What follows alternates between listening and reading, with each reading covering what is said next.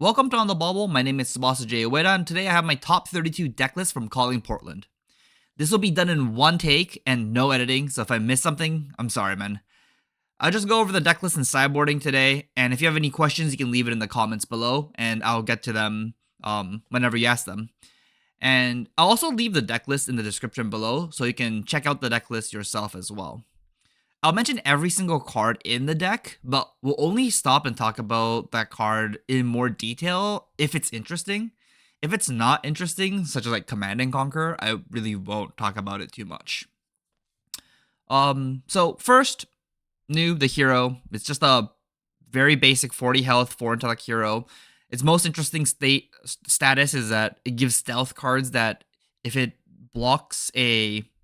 Sorry. When your attacks with stealth get when this chain link resolves, banish all action cards defending this. So if they block with the blue card, you might be able to play it with their instant ability to pay a chi and banish a card on the top of their deck if it's blue, and then you can play any blue cards. Typically, you're not really relying on Nuu's ability, mostly because in the current metagame, most people have built their deck in a way that they don't get got by this ability anymore. So unlike when she first came out, there's like no real reason to play into this ability unless you're playing against a Guardian that hasn't sided out all their blues. So to begin with, we'll talk about her equipment. The main equipment we're going to be playing will be a Rousing Wave for the arm piece, Undertale Stellados, the common equipments from the set, the Tunic for the chest piece, and Traverse. We do have other equipment in the sideboard, but if you're wondering, we do not play Mask of Recurring Nightmares in this list.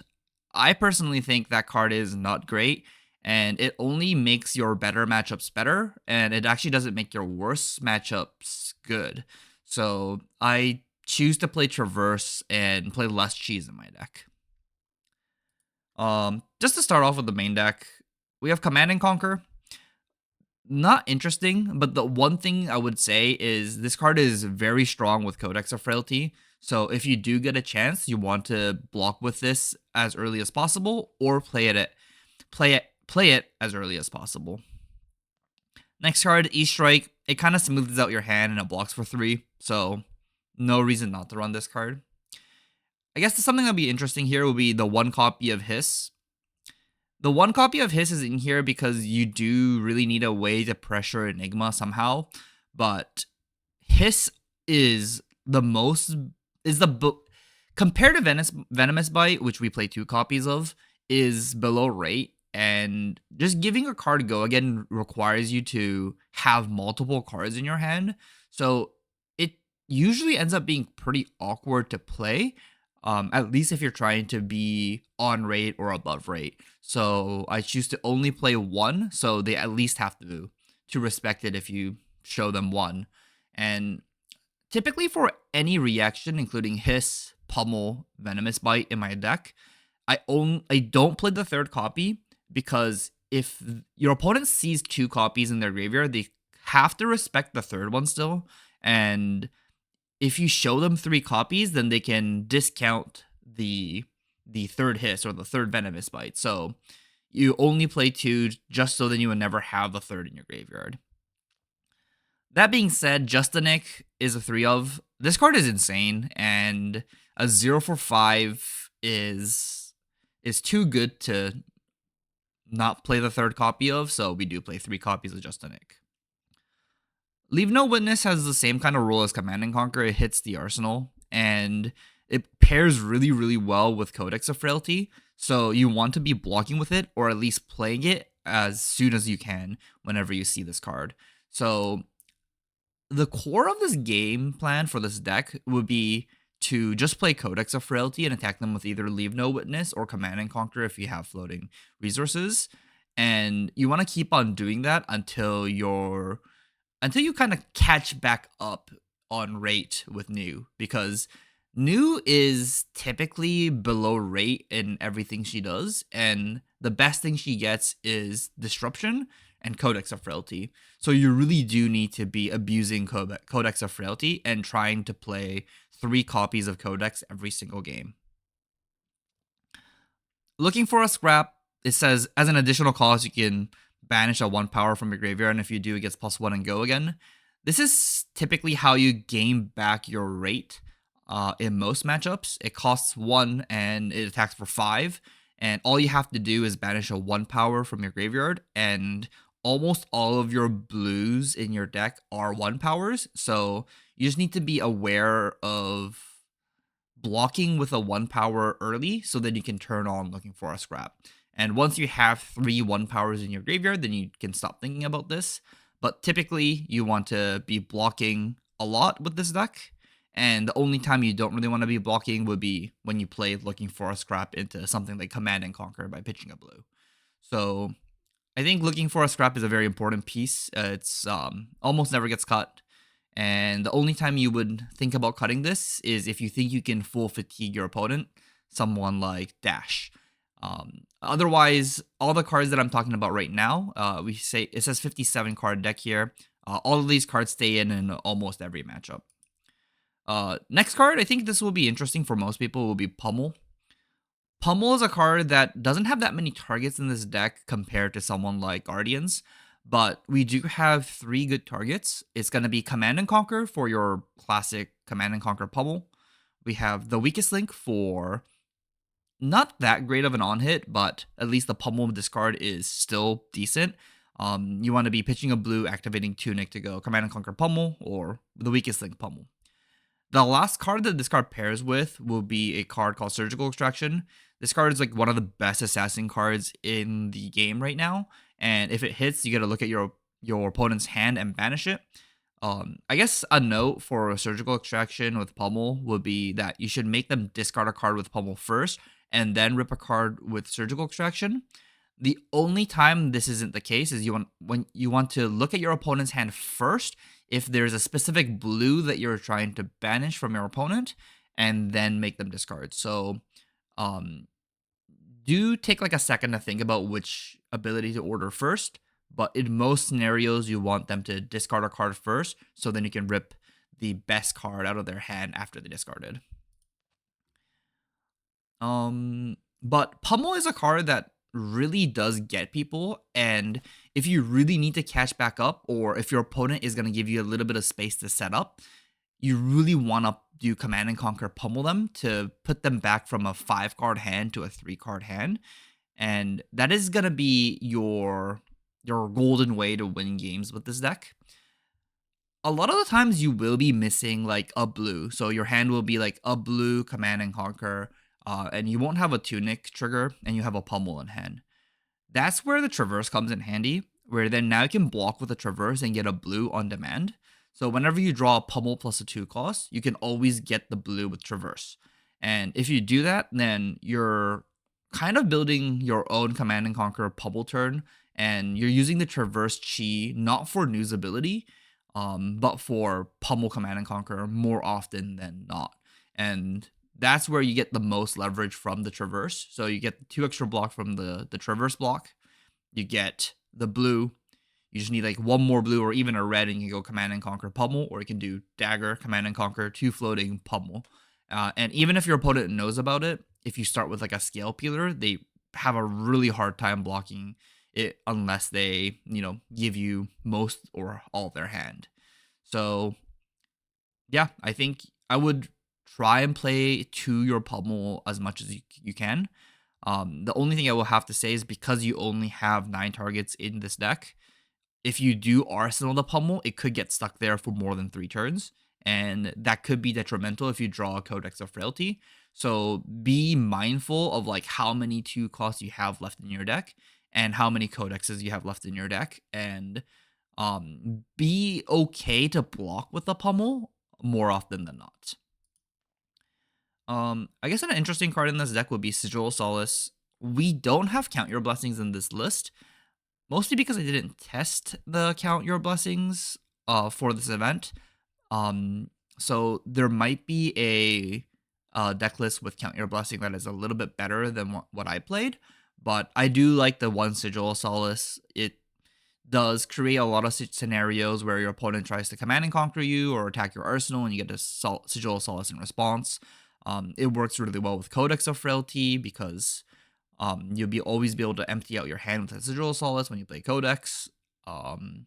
And this deck is gonna have this deck is a defensive deck, and you are gonna be leaking a lot of damage against someone like Aurora, who's gonna be attacking for 4. So they attack for 4, you block for 3, you leak 1. And that's gonna happen over and over and over again. And when the game does get low and you are at like 4-3 life, if your opponent keeps on coming in with breakpoints, you do need a way to cleanly cover that, and Sigil of Solace is your answer to that. And typically you don't cut this card. You could cut it if you know your opponent's on like 3 Poison the Wells, but other than that, I would just keep 1 and play it when it's safe. Sink Below, good card. Nothing to say here. The weakest link I already kind of talked about. It's in the main board here because you do need it for the pummel. There almost is no scenario where I do end up cutting it. It is just like a 6 power generic against almost everyone. And a lot of decks in the meta currently just play some pearls in their deck. So you almost always get a target. And worst case scenario, this card blocks for 3, so it's fine. Every other card in the inventory here isn't gonna be as good, or they're gonna be 3 blocks anyways. So there's almost no reason to cut this. And if you cut this, then you really do need to think about cutting your pummels, or these will rot in your hand too often. Next card is Venomous Bite. This card's slightly more on rate than Hiss, so it's fine. You kind of need it to push some damage if you're playing something like Bonds of Agony, Leave No Witness, stuff like that. But be very okay blocking with it. Same with the Hiss. Like, just be okay blocking with it. I wouldn't take 3 damage to try and play Venomous Bite, because you're spending a card to play Venomous Bite by like pitching a card and then giving it +4. 2-card 4 is not good. And even if you dagger, it's a 2-card 5, and that's just not good. You'd rather just like block with a blue 3 block and Venomous Bite and block for 6. So even if you're getting an on hit, unless you know that the on hit is gonna be like game winning, like a Leave No Witness, I would typically stay away from trying to like forcing myself to play it. It's more of like when your opponent is giving you room and they want to set up, is when you want to play Venomous Bite so they can't set up. Codex of Frailty I already talked about. This is your best card in your deck. It's going to be the best card in Assassin or Ranger for a long time. And you just pair it with Leave No Witness. You pair it with Command and Conquer. Those are your 2 best cards to pair it with. There are some scenarios where you might pick Surgical Extractions, but typically Command and Conquer is going to be your best choice. And yeah, enough said. Play this card as often and as many times as you can, and that's how you're gonna win most games. We're gonna talk about the 1 power cards next for the blues. So we have the Art of Desire Mind. We have 2 of that. Bonds of Agony, Persuasive Prognosis, Pick the Pieces, and Sedate, and 2 copies of Sedate. So the blue picks is just for Enigma. You do need a way to break some of their board if they start snowballing, and honestly, like playing Infect, Sedate, Art of Desire Mind, they're all kind of similar. They're like slightly better into different matchups, but I think Enigma being such a hard matchup for you, you do need a way to break Enigma's board, and Pick the Pieces blue is to me like the best card to be playing at this stat line. So we're playing the 7 copies of bad 1 power 3 blocks. We play 3 Bonds of Agony. This card is really good, but I think people typically play this card too much, or they work too much to play this card. And what I would say is, because you play 3 copies of this card, don't be afraid to block with the first 2 copies, and then find the place to play a 3rd Bonds of Agony at the end of the game, with pairing it with like an Arousing Wave and 1 more action, like a Just a Nick. if you take too much damage to try and Bonds of Agony your opponent, you will fall too far behind to close out the game, or it's more like they'll be able to close out the game against you. So mostly this card will be a 3 block, and don't be afraid to block for 3 with this. And typically the best timing to play Bonds of Agony will be when your opponent gives you space. And a lot of decks in this format right now will give you space. There really isn't a consistent aggro deck right now that can put pressure on you every single turn. So someone like Aurora will typically have a turn where they're going to only attack you 2 to 3 times, and you block 3 times and you'll have a card to play. So you have a little bit of space. And Aurora typically do have some of those like turns where they just like kind of brick if you never attack them. So you are going to be a defensive deck. You're trying to block a lot with this deck. That's why most of your cards in this deck block for 3. And Bonds of Agony is a 3 block, so don't work too hard to play it, is what I can say. Typically, how I see new players lose will be like they take like 10 to 11 damage to try and play Bonds of Agony with a Venomous Bite and something else, and then your opponent blocks it out with a double sink below, and then like New's like behind 12 points and they did nothing, so they end up losing the game. So just be careful when playing Bonds of Agony. Persuasive Prognosis is a really good 1-card play. This card, as well as this card blocking for 3, when you attack with this card, it kind of forces your opponent to block with something. And typically you will get an equipment piece. So if they have like a free Battle Sworn equipment that blocks for 1, you do need to make sure that you have like a Justinic or a Venomous Bite to push this card over. And if you attack with this card and your opponent can just block with a equipment for free without them thinking about it, that is not a good time to be playing this card. So you really want this card to be played when it can either rip an opponent's 1 card from your opponent's hand to put them back down to a 3 or 4 card hand, or when you know you can push this card over so that you can gain some life using the last line of tech. It says whenever this banishes an action card, you gain 1 life. And if you pair it with something like Justinic, you can typically banish a card from Justinic, which gains you a life. You can banish their blocking card, gains you another life. Then you use Persuasive Prognosis to banish a card off the top of their deck that gains you a life. And then rip a card from your opponent's hand, which also gains you a life. So once you play Justinic on this card, this card does 6 damage and gains 4 life, so it becomes like a 2-card 10, and that's a very good on rate card. So this is a kind of a card where I would be willing to take damage to play this card if it means I can push it over with a reaction, mostly Justinic. So that was basically all of the 1 powers. I guess the next interesting card will be Cosmic Awakening. This is a one of...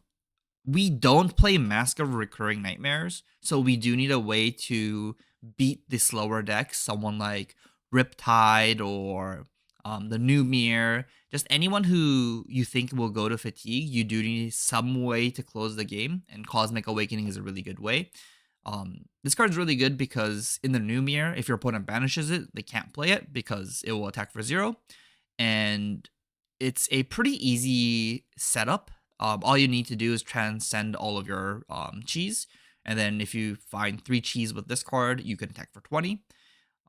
Specifically in those matchups, you do want to keep your Traverse until the turn you can play Cosmic Awakening.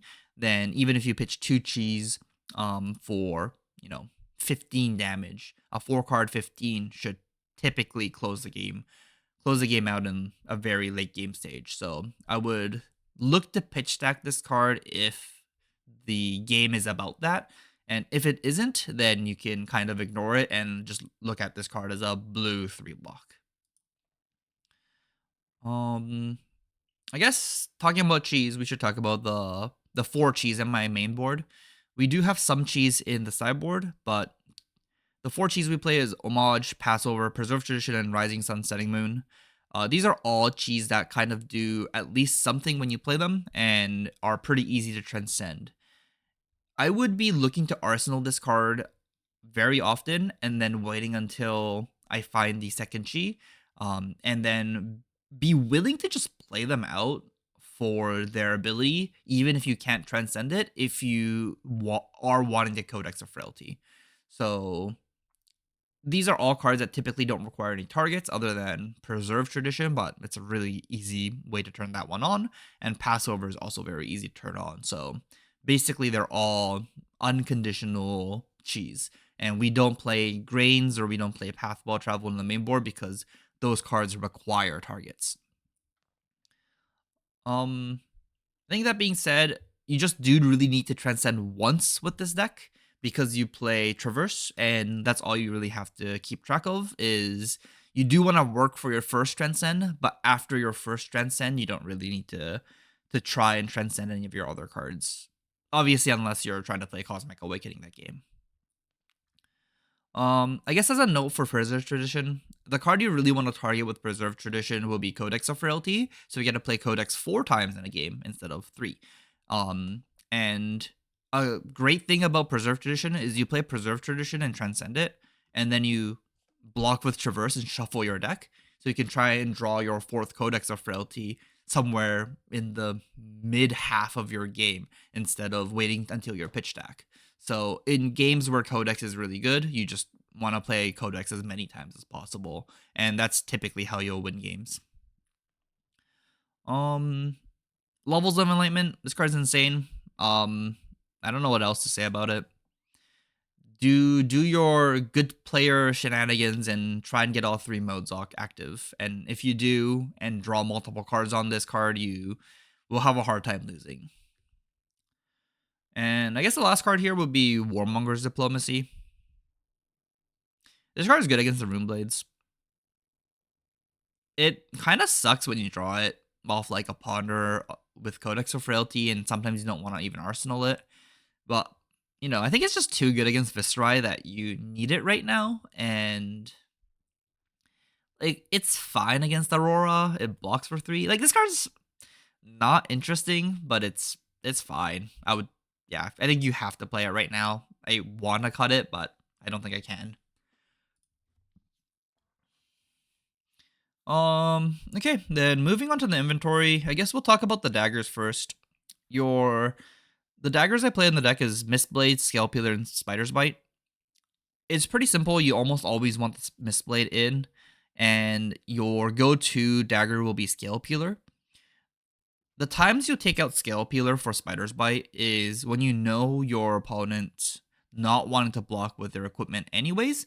Then in that case, I would play Spider's Bite. So someone like Ira, who they have Mask of Momentum, and Shuko, they typically don't want to be blocking with either Shuko or Mask of Momentum, so I would choose to play Spider's Bite. Someone like Runeblades, like Viserai and Aurora, they have like Grasp of the Arknight, and they have just like a lot of equipment that they want to block with, so you want to play Scalepeeler. And if you know what kind of equipment they're going to play, that's typically how you want to choose if it's Scalepeeler or Spider's Bite. And if you're not sure, you can just choose Scalepeeler and it's fine. Like if you lose a little bit of value because it's not Spider's Bite, it's not that big of a deal. So if you just go Mistblade, Scalepeeler, it won't be that bad for you. The one other card, I guess, would be Arcane Lantern. This is your go-to AB for your Runeblades, and you switch it off with your Mistblade. So you're going to be playing Arcane Lantern Scalepeeler. As I said, Scalepeeler is good because they want to block with their equipment, and Arcane Lantern because you need AB1, and all of your other equipment pieces are also good against him. I guess you might be wondering what the Widow Veil is here for. This is for Cilio and Kano. You just need the extra AB, and Spell Void 1 is kind of sick. And if they don't attack you, your headpiece is very useless. So that's the one piece that you want to replace. So right now I only play AB2. If Cilio becomes more popular, you might want AB3, and I don't know what I would cut for that right now. Maybe the leg piece, but at least for now it's just AB2. Okay, let's talk about the sideboard options. So starting with Double Trouble. This card is going to be a card that you want to play against in the fatigue matchups. The game is going to be about fatigue, so if you activate your leg piece or your arm piece and make double trouble hit, you will rip 2 cards out of your opponent's deck, and then if you do, you should be winning the fatigue race by 1 or 2 cards, and that is more than enough to win the game. I would be working pretty hard to make that hit if it is a fatigue matchup, and otherwise I would not play this card. The other matchups that I would bring this in would be like Enigma and someone like Prism. If you need to kind of put pressure on your opponent, this is I think of this card as like a 1 cost for 5, so it's gonna put a little bit of pressure on your opponent better than something like a Sink Billow. So that's what I would do. Gravekeeping, I love this card. You want to play this card against anyone who's playing CYB or anyone who have blues that are playable for you. And if you do, then Gravekeeping becomes a 1 for 5 that also gives you the extra line of text of you get to play their best blue from their graveyard once you reach pitch stack. And that versatility is really strong. If you're playing in CYB, you get to banish their CYB and make their CYBs worse. And we only play 1 copy. We only need 1 copy because you can always Codex of Frailty it back and keep on playing it if it is better value for you than playing something like a CNC. Inertia Trap, it comes in against Aurora and it comes in against Ira. Ira is going to be a tough matchup for you. They gain so much advantage and they kind of like to Arsenal D react.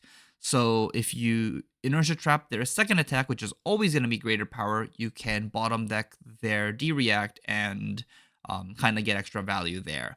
And in that matchup, you're kind of playing a value game back against them, and you're going to have to play all you're looking for a scrap. You're going to have to play all of your Codex of Frailties, and that's typically how you're going to win that matchup. Pick the Pieces Red is for Enigma, and I also played against a Prism that I didn't expect that was good against, but I did soundly lose to that Prism still, so I'm not sure if 2 red picks is enough, but you play them, and yeah, it just kills the wards and the prevention, so that's, if you really need to put pressure on your opponent, that's where Pick the Pieces is for.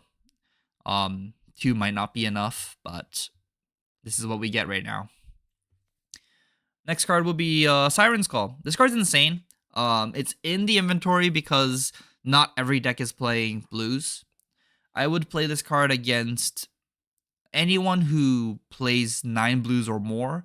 So someone like Zen, it's really good against. Someone who's it's not good against will be like Viserai. Viserai typically doesn't play that many blues unless it's open decklist and you know they're on like 12 blues. I wouldn't play Siren's Call because there are a bunch of Viserai lists right now that are only playing like 6 blues, 5 blues, and if you ever have to play a Siren's Call and they don't have any blues in hand, it can be detrimental. So I would bring it in if your opponent has 9 blues or more, and if you don't think they play 9 blues or more, then I would cut them. And that's typically how you would decide if you play Siren's Call or not. That all you got. Probably the best E-React in this format right now.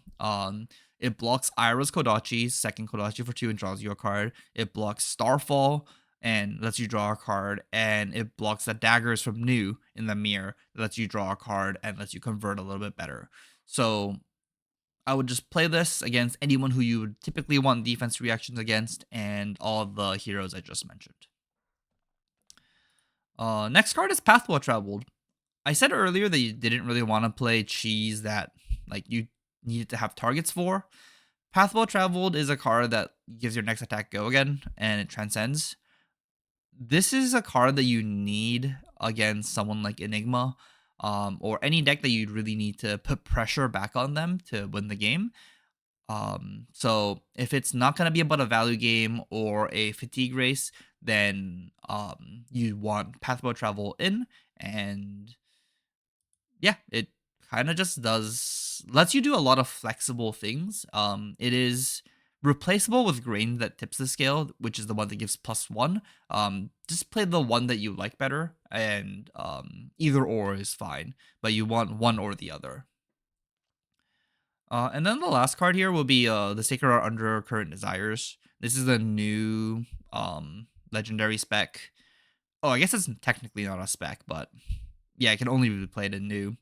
And this is a flexible card. It's like you want this card in every matchup. You want Gravekeeping, and if they have blues that you ever want to play, that's when you want to play the Undercurrent Desires. And when you do get this card off, it does feel quite unfair. And I think a tip would be like E-Strike will let you bottom deck any card. So make sure you sleeve up your Fang Strikes and your Slithers in the same sleeve as your deck, and be prepared to bottom deck a card like Slither or Fang Strike that you make with Sacred Art with E-Strike at the end of your turn to attack for 7 after playing all their blues as well. So it's a pretty powerful card if you have targets, but it's a really, really bad card if your opponent doesn't really have targets. So I would move away to play that. So that's like a brief explanation of every card in my deck and why I play it. I think overall this deck is pretty simple. You do need to be very aware of trying to disrupt your opponent so they don't get to do their disgusting 5-card hands, because New really doesn't have any disgusting 5-card hands other than something like Bonds of Agony, Justinic, or, like the very skewed hands of like Triple Justinic. So other than that, you really need to be playing a very fundamental game of Flesh and Blood. Keep the life total as close as possible. And if it gets kind of far, you really need to disrupt them every turn, like 3 or 4 turns in a row, so they don't get to do the things that they want to do. And always be prepared to be bluffing, or at least present yourself in a manner that you could have a Venomous Bite, a Hiss, a Pummel, or even just a Nick. Just always kind of make yourself in a spot where you can represent those cards, so then your opponent has to make blocking errors that you are inducing, and that's typically where you're gonna get the most amount of edge. Um, I guess to sign myself off here, I'll just mention that I did end up going 6-1 in day 1 and calling Portland, and then I ended up going 2 and 3 on day 2. I think I lost my last match to my own misplays, but this deck is not. I wouldn't say this deck is tier 0. This deck is definitely it's like tier 1.5. It's probably a little bit weaker than the best decks in the format, but if you really want to skill gap people, or like feel like you're really playing the game, I think this is a really good deck for you to try out. And if you have any questions, just leave the questions down below in the comments, and I'll get to them eventually. Or pretty quickly. I should be online all the time, so just let us know. If you guys could if you guys could subscribe to the channel, we're almost at 1,000 subscribers, so that would be grateful. And we also have a Patreon for On the Bobble, and you'll have access to Yuki's deck lists. My deck lists will almost always be on the YouTube channels, but if you want like more rigorously tested deck lists from Yuki, that would be posted on the Patreon at our monthly subscription. Yeah, so that'll wrap me up for today, and thanks for watching, guys. Good night.